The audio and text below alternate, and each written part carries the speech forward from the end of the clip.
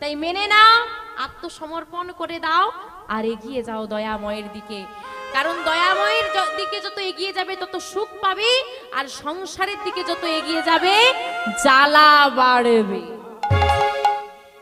তাই গৌরহরি যখন নয়নের বাড়ি বরিশন করছে, ভক্তরা কাছে গিয়ে করজোড়ে বলছে, হে দয়াময়, তুমি কাঁদছো কেন? কি হয়েছে তোমার? বলো না, আমাদের কোনো কথায় কি তুমি আঘাত পেয়েছো, কষ্ট পেয়েছো? দয়াময়, কেউ কি তোমায় কিছু বলেছে?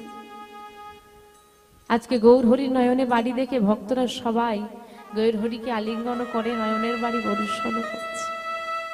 আর ভক্তের নয়নের বাড়ি সহ্য করতে না পেরে গৌরহরি আমার চিৎকার করে কেঁদে বলছে, কি বলছে গো?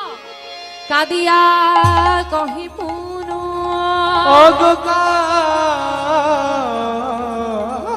কাদিয়া কহি পুনো